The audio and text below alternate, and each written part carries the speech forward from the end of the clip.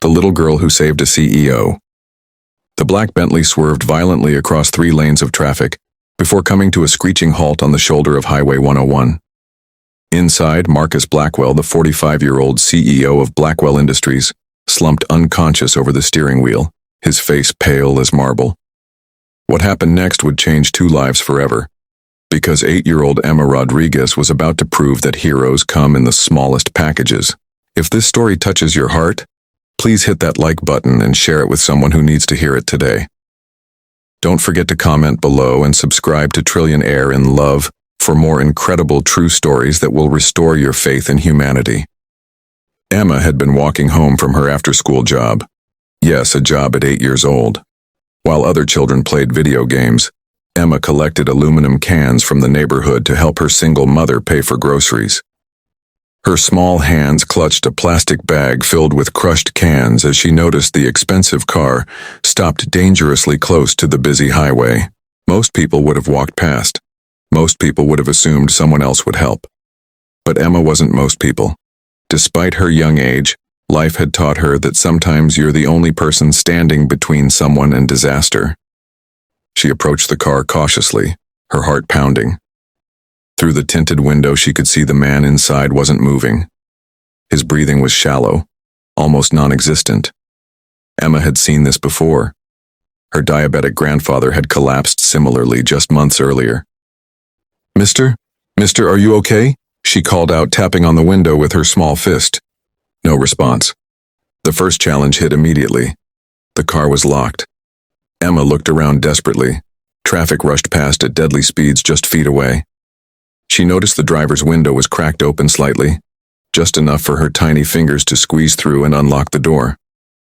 But reaching the unlock button meant stretching across an unconscious stranger. Fear gripped her. What if he woke up angry? What if he thought she was trying to steal from him? Emma had learned early that people like her, poor, with torn shoes and patched clothes, weren't always trusted by people who drove cars like this. Still, she couldn't walk away. With trembling fingers, she managed to unlock the door and check his pulse, just like she'd learned in a first aid class her school had offered. It was weak, but steady. Marcus Blackwell's expensive suit was soaked with sweat, and she could smell the metallic scent of fear and sickness. The second challenge was even more daunting: getting help. Emma pulled out her mother's old flip phone, the only phone their family owned. But as she dialed 911, the call wouldn't go through. They were in a dead zone, and the nearest hospital was 15 miles away through heavy traffic. That's when Emma made a decision that would have terrified most adults. She looked at the man's pale face, then at the busy highway, then back at his car keys still hanging in the ignition. At 8 years old, she had never driven anything more complex than a go-kart at the county fair. But she had watched her mother drive countless times, and she had helped her grandfather with his old pickup truck around their neighborhood. Emma knew she had to try. The third challenge was immediate and physical. She could barely reach the pedals even with the seat adjusted all the way forward. She had to sit on the very edge of the seat, stretching her legs to touch the gas and brake pedals. The steering wheel felt massive in her small hands. But Emma had spent her short life adapting to things that seemed too big for her. When you're 8 and helping support your family, you learn to stretch beyond your limits. She put the car in drive and pressed gently on the gas pedal. The Bentley lurched forward and Emma's heart hammered against her ribs. She had to drive 15 miles through city traffic with an unconscious man beside her, using skills she'd only observed, never practiced. The fourth challenge came within the first mile: other drivers. When they saw the expensive car weaving slightly, being driven by what appeared to be a child, some honked angrily. Others tried to cut her off, assuming it was some kind of prank or joyride. One man even pulled alongside her, screaming and gesturing for her to pull over.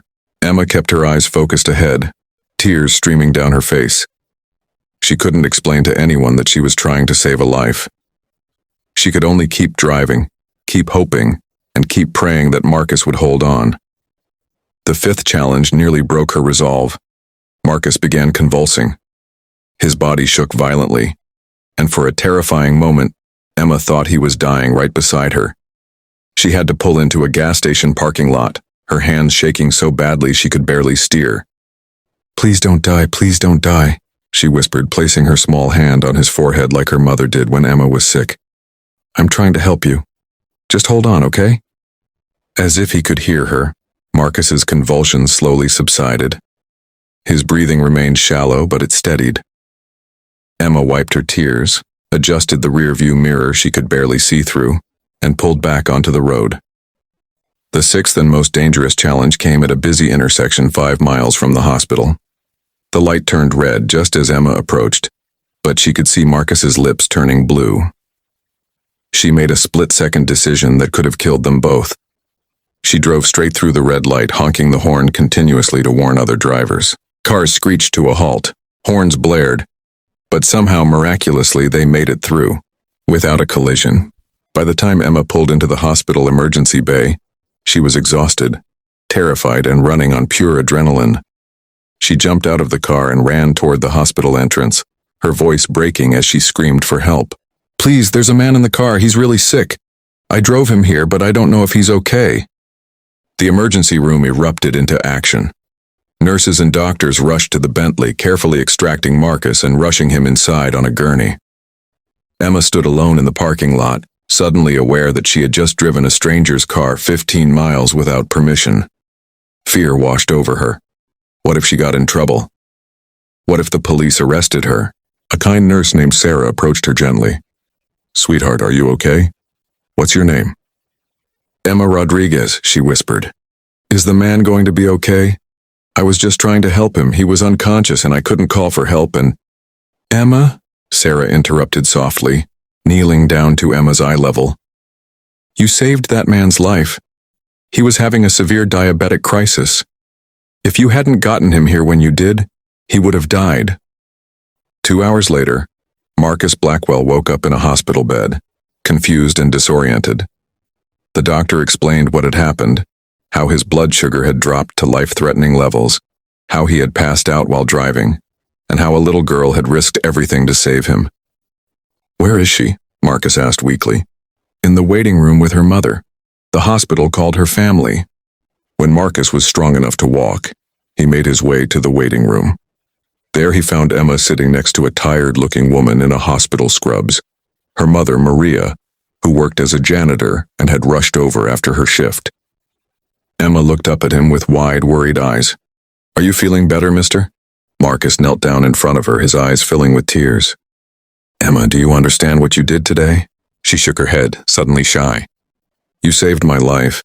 You drove 15 miles through traffic to get me help when no one else stopped. You risked everything for a complete stranger. I was scared you were going to die, Emma said quietly. My grandpa gets sick like that sometimes. I couldn't leave you there. Marcus learned Emma's story that day. He learned about her father who had left when she was 5, about her mother working 2 jobs to make ends meet, about Emma collecting cans to help buy groceries. He learned about a little girl who, despite having so little, was willing to give everything to help someone else. The challenges didn't end there, though. When word of Emma's heroic act spread through social media and news outlets, some people questioned her story. They couldn't believe an 8-year-old could drive 15 miles through city traffic. Others accused her family of staging the incident for money or attention. Marcus faced his own challenge. How do you properly thank someone who saved your life? How do you repay a debt that can never truly be repaid? But Emma faced the biggest challenge of all. Suddenly thrust into the spotlight, she struggled with the attention. All she had done was what felt right. She couldn't understand why everyone was making such a big deal about it. I just helped someone who needed help, she told one reporter. Isn't that what you're supposed to do? Marcus made several life-changing decisions in the weeks that followed. First, he established the Emma Rodriguez Scholarship Fund, ensuring that Emma and other children like her would never have to worry about paying for their education. He paid off Maria's debts and helped them move into a safe neighborhood with good schools. But more importantly, Marcus changed how he lived his life. He had been so focused on building his empire that he had forgotten to build relationships. He had been so busy making money that he had stopped making time for what mattered. He began volunteering at children's hospitals, teaching financial literacy in underserved communities, and mentoring young entrepreneurs from backgrounds like Emma's. He established a foundation dedicated to supporting single-parent families and children who, like Emma, or growing up too fast out of necessity. Emma, meanwhile, continued to be Emma. She excelled in her new school, but she still looked out for others who needed help. She started a recycling program that raised money for homeless shelters. She volunteered at the hospital where Marcus had been treated, reading to younger patients. Years later, when Emma graduated as valedictorian of her high school class, Marcus was there in the front row. When she received a full scholarship to Stanford University, he cheered the loudest. When she started her own nonprofit organization dedicated to teaching children life-saving skills, he was her first major donor. But the most powerful moment came during Emma's high school graduation speech.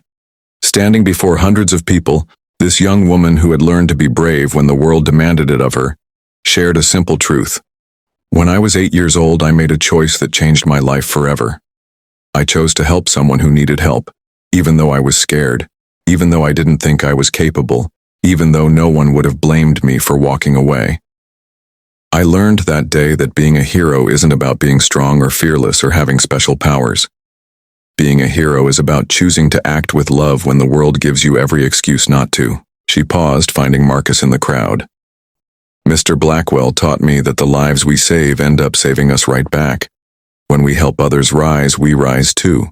When we choose love over fear, when we choose action over indifference, we don't just change someone else's story, we change our own. The ripple effects of that one, afternoon on Highway 101, continue to this day. Marcus's foundation has helped thousands of families. Emma's nonprofit has taught life-saving skills to children in schools across the country. But perhaps most importantly, their story has inspired countless others to look for their own opportunities to be heroes. Because the truth is, we all have chances every day to be someone's miracle. We all have moments when we can choose between walking away and stepping up. We all have opportunities to prove that love is stronger than fear, that kindness is more powerful than indifference, and that sometimes the smallest among us can accomplish the most extraordinary things. Emma Rodriguez was just 8 years old when she saved Marcus Blackwell's life. But in saving him, she saved herself. She saved her family. And she saved everyone who has heard her story and decided to be a little braver, a little kinder, a little more willing to help when help is needed. The little girl who took the wheel that day didn't just drive a car to the hospital. She drove all of us toward a better understanding of what it means to be human. She showed us that heroism isn't about having special abilities. It's about using whatever abilities you have to serve others. And that's a lesson worth remembering. No matter what challenges we face, no matter how small we feel, no matter how impossible the task ahead might seem, because somewhere out there, someone needs exactly what you have to offer. Someone needs your kindness, your courage, your willingness to try. The question isn't whether you're capable of being a hero. The question is, will you choose to be one? Emma's story reminds us that extraordinary acts of courage can come from the most unexpected places. If this story moved you, please take a moment to like this video, share it with your friends and family, and let us know in the comments how you plan to be someone's hero today. Don't forget to subscribe to Trillionaire in Love for more inspiring stories that prove love and kindness can change the world. Remember, we all have the power to save someone's life. Sometimes we just need the courage to take the wheel.